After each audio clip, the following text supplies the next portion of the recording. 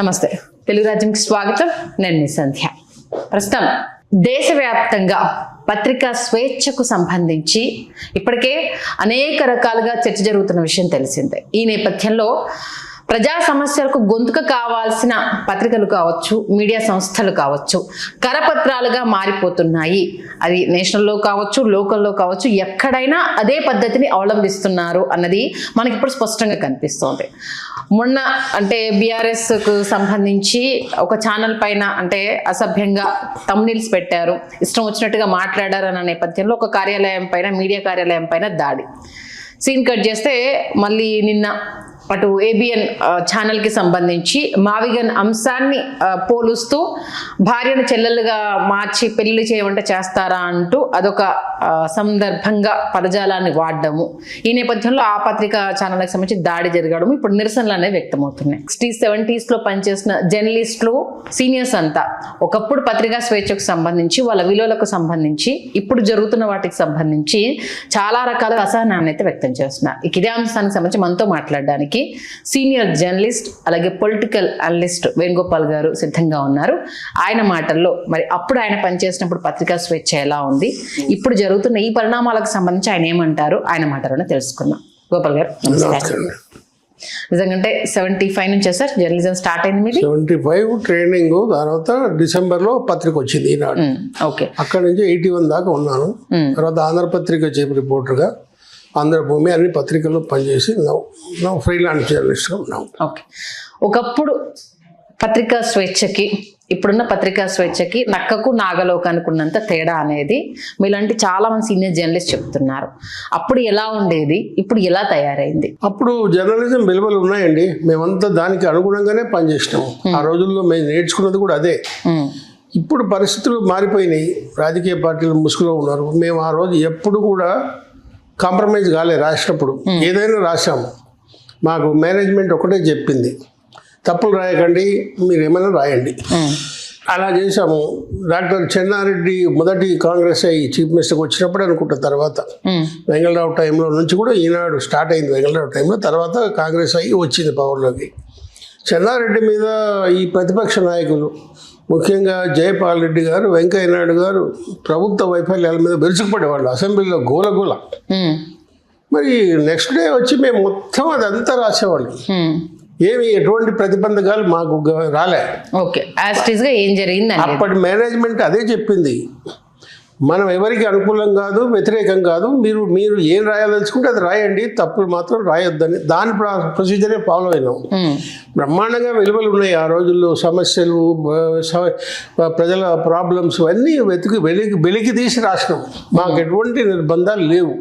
అప్పుడు మాకు విలువలు ఉండే, చాలా గౌరవం ఉండే కూడా ఆ రోజుల్లో జర్నలిస్టులకు. చాలా గౌరవించేవాళ్ళు. ఇప్పుడు అప్పటి విలువలతో పోలిస్తే ఇప్పటి విలువలు దిగజారిపోయినాయండి. కారణం ఏంటంటే ప్రతి గవర్నమెంట్లో అప్పుడు పత్రికలను లోపరుచుకోవాలని ట్రై చేయలే ఆ రోజుల్లో.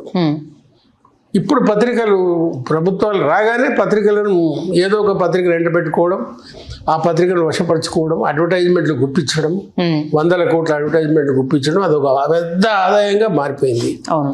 గతంలో అయితే అంత లేదు. మామూలుగా రెగ్యులర్గా ఇవ్వాల్సిన అడ్వర్టైజ్మెంట్లు కోటా ప్రకారం లార్జెస్ట్ సర్క్యులేషన్, తర్వాత తక్కువ సర్క్యులేషన్ ఇట్లా చూసి ఇచ్చేవారు. ఇప్పుడు అది లేదు. పైగా ఇప్పుడు వచ్చిన కొత్త విలువలు ఏంటంటే ప్రతి రాజకీయ పార్టీ ఒక పత్రిక పెట్టుకునే ప్రయత్నం, అదొక కొత్త సాంప్రదాయం. ఇక వాళ్ళ పత్రికకి ఆటోమేటిక్గా గుప్పిస్తారు. అదొకటి ఉంది. ఈ రకంగా జరిగింది అది. ఇప్పుడు విలువలు లేవు, పత్రికలు లేవు. జాతీయ స్థాయిలో కూడా ఇవే ఉన్నాయి. మీడియా అంతా కేంద్రంలో లేదు, అంతా గవర్నమెంట్ సపోర్టే ఉన్నది. మోడీ సపోర్ట్ తోటే నడుస్తున్నాయి ఇవన్నీ. మోడీకి వ్యతిరేకంగా ఏ ఛానళ్ళు, ఏ పత్రికలు లేవు. ఇప్పుడు పరిస్థితులు అట్లా ఉన్నాయి. కాబట్టి దాన్ని ఇప్పుడు ఏం మార్చలేమంటారు, అంతేనా? మనం ఏం మార్చగలుగుతాం? పెద్ద పెద్ద ఇండస్ట్రియలిస్టులు కోట్ల పెట్టుబడితో వస్తున్నారు. ప్రభుత్వాలు కూడా వాళ్ళకి ఇంపార్టెన్స్ ఇచ్చి కోట్ల పెట్టుబడి అందజేస్తున్నారు అడ్వర్టైజ్మెంట్ల రూపంలో. మరి ముఖ్యమంత్రులు కూడా పత్రికాధిపతులను గౌరవిస్తూ వాళ్ళ ఇళ్లలోకి పోతున్నారు, ఆతిథ్యం స్వీకరిస్తున్నప్పుడు. ఈ రోజుల్లో మనం మామూలు స్థాయి వాళ్ళు పత్రికలను ఏం ఉద్ధరిస్తారు? ఉద్ధరిస్తారు. వాళ్ళకి వార్తలు కావాలి, చదువుతారు. ఇదివరకు ఉన్నంత విలువలు లేవు, ఇప్పుడు దిగజారిపోతున్నాయి. పత్రికల గురించి మాట్లాడుకోవడమే అనవసరం ఇప్పుడు. అంటే ఓకే, ఇప్పుడు విలువలు అనేది పక్కన పెట్టద్దు, కానీ విద్వేషాలు రెచ్చగొట్టడం కావచ్చు, ఉన్నాయి. ఒకరికి ఒత్తాసు పలకడం అది కావచ్చు, రాజకీయ పార్టీలకు అనుకూలంగా మారి ఈ పనులు చేస్తున్నారు. అది జరుగుతున్నది, ఇప్పుడు కాదు, అది ఇప్పుడు జరుగుతుంది గతం. సరే మీరు ఒత్తాసు పలుకోండి, భజన చేసుకోండి, ప్రాబ్లం లేదు, కానీ అనే మాటలు ఎంతవరకు సమంజసం అన్న ఒక ఆలోచన అనేది ఉండదా? పరిధి దాటుతున్నారండి. పరిధిలో ఉండి మాట్లాడితే బాగానే ఉంది, పరిధి దాటి మాట్లాడుతున్నారు. అవతల పార్టీని దెబ్బ కొట్టాలని రాజకీయ పార్టీ పక్షాన పోతున్నారు. దానికి అనుకూలంగా ఛానళ్లలో కూడా పత్రికలు కూడా డిస్కషన్స్ అవే రూపంలో నడుస్తున్నాయి. జర్నలిస్టులు కూడా కొంతమంది అటు తయారైనరు, ఇటు తయారైనరు, అటు నడుస్తున్నాయండి.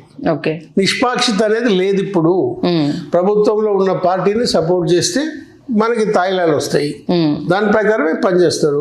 మేనేజ్మెంట్స్ అట్నే అయినప్పుడు జర్నలిస్టులు ఏం చేస్తారు? జర్నలిస్టులు ఏం చేయలేరండి. ఉద్యోగాలకు చేస్తున్న వాళ్ళు ఎంతకంటే ఏం చేయగలుగుతారు? గతంలో జర్నలిస్ట్ మూవ్మెంట్లు ఉండేవి, ఇప్పుడు లేవు, అవి కూడా లేవు. అంటే ఏ రకమైన జర్నలిస్ట్ మూవ్మెంట్లు ఉండేవి? జాతీయ స్థాయిలో ప్రతిఘటించే వాళ్ళండి. ఏమైనా ప్రభుత్వం ఏమైనా ఒత్తిడి తెస్తే, మేనేజ్మెంట్ల మీద, జర్నలిస్ట్ మీద ఒత్తిడి తెస్తే దానికి నిరసన వ్యక్తమయ్యేది, ర్యాలీలు తీసేవాళ్ళు. ఇప్పుడు రాజకీయ పార్టీలు పత్రికలను వశపరచుకోవాలని ఎత్తుగడలు వేయడం ప్రారంభించినప్పటి నుంచి ఈ మూమెంట్ లేదు. ఓకే, ఇప్పుడు ఎవరు మాట్లాడతారు? జర్నలిస్టులు ఉద్యోగాలు కోసమే చేసేవాళ్ళు, అక్కడ పనిచేసేవాళ్ళు కదా వాళ్ళు. ఇక మేనేజ్మెంట్లే అటువంటి వైఖరి తీసుకున్నప్పుడు మేనేజ్మెంట్ల వైఖరిని అనుకూలంగానే పోతారు వాళ్ళు. తల్లిని చెల్లిగా చేసి ఆ చెల్లికి ఏంటిది పెళ్లి చెయ్యొచ్చు అనే వ్యాఖ్యని అది సీనియర్ జర్నలిస్ట్ గా సమర్థిస్తారు? లేదండి, సమర్థించడం కంపారిజన్ బాగలేదు. కానీ అంత మాత్రాన అంత వైలెంట్ గా మొత్తం రాష్ట్ర స్థాయిలో నిరసన చేయాల్సిన అవసరం ఉందా? మీరు ఒకసారి టోకన్ గా నిరసన చెప్పొచ్చు, పత్రికా పరంగా మీ నిరసన వ్యక్తం చేయొచ్చు, మేనేజ్మెంట్ పరంగా చెప్పొచ్చు, దానికి వాళ్ళు ఏదైనా సమాధానం ఇదలుచుకుంటారు. కానీ ఇదేదో పెద్ద సమస్య అయినట్టు మరి వాళ్ళ ఆధీనంలో ఉన్న పత్రికలు కూడా ఇట్లాంటి పనులు చేసినాయి. ఓకే, మరి దాని సమస్య ఏంది? ఆ పార్టీల ఆధీనంలో ఉన్న పత్రిక కూడా ఇట్లాంటివి చాలా చేసింది. ఇప్పుడు పత్రికల పైన దాడి అన్న అంశానికి సంబంధించి మాట్లాడితే వాళ్ళు మితిమీరారు కాబట్టే మేము ఈ స్టెప్ వేయాల్సి వచ్చింది అంటూ మాట్లాడుతున్నారు. వాళ్ళు ఇదివరకు చేసిండ్రండి, వాళ్ళు అట్లాంటి కార్యక్రమాలు చాలా చేసిండ్రు.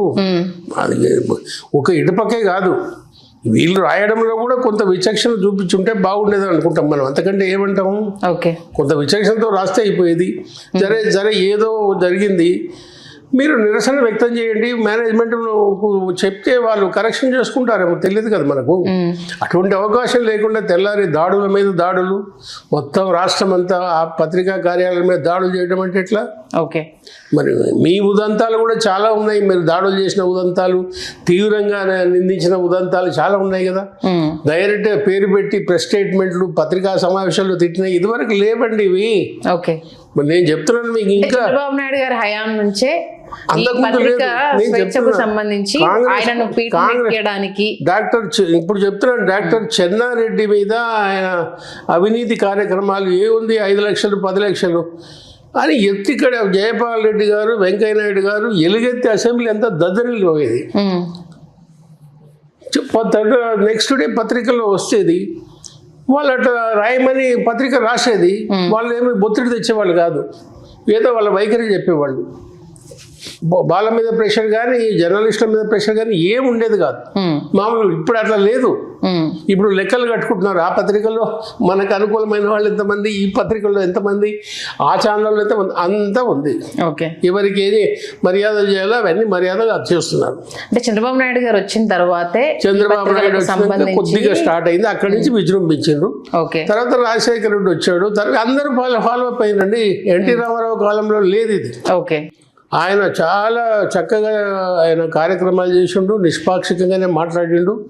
ఇంత కార్యక్రమాలు లేవు, జర్నలిస్టుల మీద ఒత్తిడి కూడా లేదు. ఓకే, ఆ తర్వాత కార్యక్రమాలు జరిగినాయి. చంద్రబాబు నాయుడు కొద్ది స్కేల్లో చేస్తే వీళ్ళు లార్జ్ స్కేల్లో ఇంకెవరు ఎంత ఆకాశం అంత ఎత్తు పోతున్నారు. రాను అభివృద్ధి అన్నట్లు ఇందులో కూడా అభివృద్ధి జరుగుతుంది. పార్టీలు పత్రికలు పెట్టుకోవడం ఏంటండి? మీరు మీ కార్యక్రమాలు చెప్పి ప్రజలతో ఓట్లు తీసుకొని గెలుపొందరు. దానికి వాళ్ళకి ఇచ్చిన హామీలకు అనుగుణంగా మీరు పనిచేయండి. మళ్ళీ మీకు పత్రిక మీ వైఖరి సమర్థించుకోవడానికి